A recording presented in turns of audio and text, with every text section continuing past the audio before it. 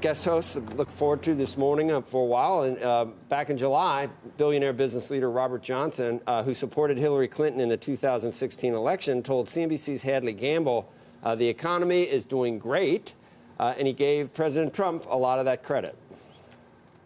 I think the economy is doing absolutely great, and it's particularly reaching into populations that heretofore have had very bad problems in terms of jobs, unemployment, and the opportunities that come with full employment. So African-American unemployment is at its lowest level. I give President Trump, and I've said this before on Squawk Box, I give President a lot of credit for moving the economy in a positive direction that's benefiting a large number of Americans. I think the tax cuts clearly helped stimulate the economy. I think business people have a little bit more confidence in the way the economy is going. Trump responded with a tweet reconfirming what Johnson said about the economy, tax cuts, and jobs. And the president added, "Thank you, Robert, one of our great business leaders." So welcome, Bob, today. It's great to have you here. I guess thanks. First thing I would ask you, just that might be most relatable to our viewers, is the economy, do you still see it the same way? Because we've had a lot of recession fears lately. So instead of getting into the politics of it, is business good at RLJ? I'm not going to define what a recession is. I mean, the economists can do that. You know what it means. But the real issue for me, and then I said this on the interview you just showed, for African Americans, the trend continues to be favorable. The more African Americans have entered the workplace in the last cycle, more African American women are getting hired in the workplace, and the unemployment rate has drifted downward. Historical levels. Yeah. So when you look at all of that and you say, where is that coming from? And it's coming from business people hiring more minorities. That means they're doing very well in terms of a investment in new plant and equipment and in growth and therefore in people. And when you see more minorities getting jobs, there used to be the old saying that, when white America catches cold, African Americans get pneumonia. Well, it's going the opposite way now. White unemployment is going down, African American employment is going down. That's a plus that you can't argue with. And as I said earlier, I give the president credit for doing positive things.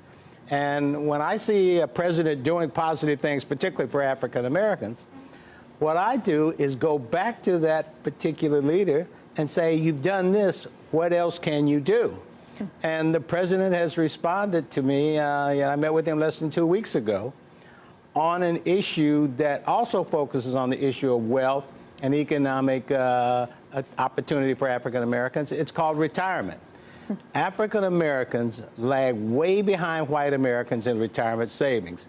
So I went to the Labor Department, the Trump administration, to get them to implement and approve a policy called auto portability of 401k account. Simply what it means, guys, is that when you change jobs, if your 401k can go along with you, you retain that 401k account and its growth, and you don't pay taxes if you cash out. Unfortunately, African Americans, compared to white Americans, cash out at a rate of about 60%. That means millions of dollars for low-wage workers, people who have $5,000 or less, are leaving the system, and African Americans and Hispanic Americans are suffering from not having sufficient retirement savings, which also leads to the wealth gap that exists between white and African Americans. The president and Jared have been supportive of this, and I've asked the Business Roundtable, which, as you know, changed a little bit of they argue that a company now should look beyond just the shareholders, but look to a broad array of stakeholders, including the community and other individuals or other organizations, to join with me in making auto portability a national policy. If you do that, if the president does this, and he's supporting this, and calling the record keepers, the Vanguards, the Fidelities, the Alights, to come together and implement this program, which the Labor Department has given a legal exemption. So there's no liability in terms of acting as a fiduciary as you move 401k accounts. If this happens, literally trillions of dollars overall for all Americans will go into the retirement system and stay, hopefully. And more importantly, close to $600 million to $1 billion of retirement wealth will be retained by minority, African American, and Hispanic Americans. It's a positive thing to do. Explain what's different about the program, though. I thought I could take my 401k with me now. What's different about this? What's different now is that you can take it, but what happens if you're not you got the knowledge that you're moving from job A to job B, and you know you're going to do that. If somebody doesn't say, hey, Becky, I can also make sure that when you move from job A to B, your 401k will follow you. So it's kind of shepherded for me? Making it easier for you because you got options. You can do it yourself, but that's complicated. You roll over. You guys complicated yourself. You can take the cash. You can demand you take the cash. What happens is, unfortunately, as I said earlier, African Americans and Hispanic Americans take the cash. Is it because they don't know to roll it over, or is it because that they don't have savings and maybe they need the cash at that point? It's because there's probably a history of lack of savings because you don't have the wealth. You got to have some money to save. The other is that it's complicated. But once what we do at the Retirement Clearinghouse, which manages our auto portability, is simply say, don't make any decisions until we explain to you what your options are. Right. And just that notice of there's a way to save money in your 401k program by not doing anything rash, that changes the dynamics and the behavior.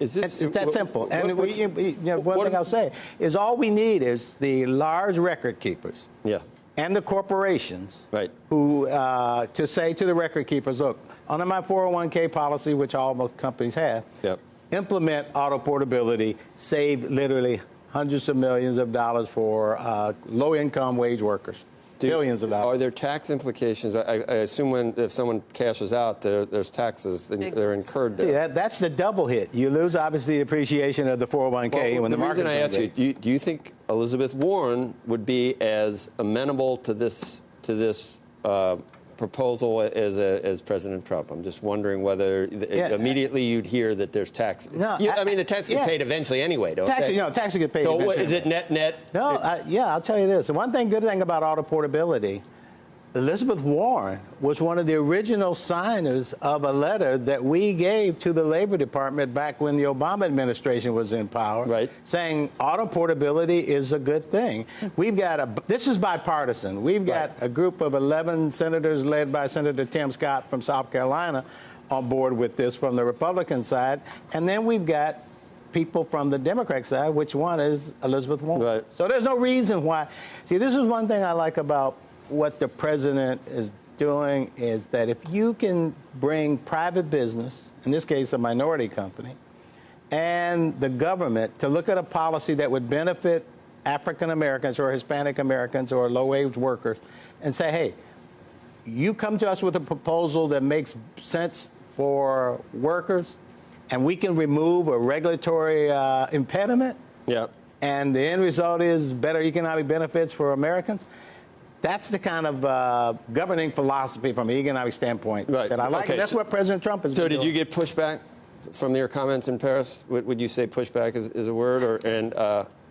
Here you are again saying the same stuff. So I guess I got more exposure from this than I ever thought would happen. Because, again, when I did this with Hadley, the correspondent, it was 6 a.m. in Paris. So I'm thinking, it was a great shot. Eiffel Tower. I mean, it was pretty cool. Who's up at 1 a.m. in the U.S.? Bob, you're a Democrat. You're a lifelong Democrat. Under any circumstances, would you support the re-election of President Trump in 2020? Yeah, I don't say who I support in public. Is it possible? Well, I'll tell you what I will do. In 1971, when the Congressional Black Caucus was founded, the Congressional Black Caucus said their philosophy is African-American voters, as you said, black voters should have no permanent friends, no permanent enemies, just permanent interests. And I would say to either the Democratic Party or the Republican Party, at a time when everything now is identity politics. You're Hispanic, you're LGBTQ, you're this, you're that, women, you're men, all of these things. It's time for African Americans to think in terms of their permanent interests, not being an appendage to either party, either the Democrats or the Republicans. So I would invite, and the Democrats will argue, hey, we're already friends with African Americans, they love us, they give us a vote, and that's a logical argument based on the facts.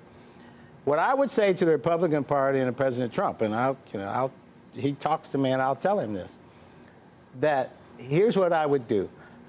I would call African Americans who wanted to do it to come to a White House meeting with the president and other members of the Republican Party to say, look, come to us not as friends necessarily, but not as enemies, but come to me and tell me what your permanent interests for African Americans, some 40 million African Americans in the country, are.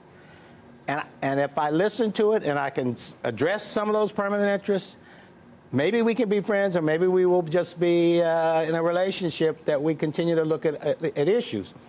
But I don't think it's fundamentally in the best interest of African Americans to be locked up in one party, particularly in an environment where everything is zero-sum game. Why? Because you get taken for granted? That's the only thing. You know, in business, it's competition. If you're a consumer, you want to have a company A selling you and company B because you're going to get the best results. Same thing to me in politics. And I think for too long, African Americans have failed to recognize that they can be, we can be, not they, we can be the balance of power in party. When people are talking about getting rid of the electoral college, then things start to go on, vote by numbers of majority vote. And you've got a huge voting block that can shift this way or that way. You can horse trade. And I think what the Congressional Black Caucus said in '71 should be the philosophy for African Americans today. No permanent friends, no permanent enemies, just permanent interests.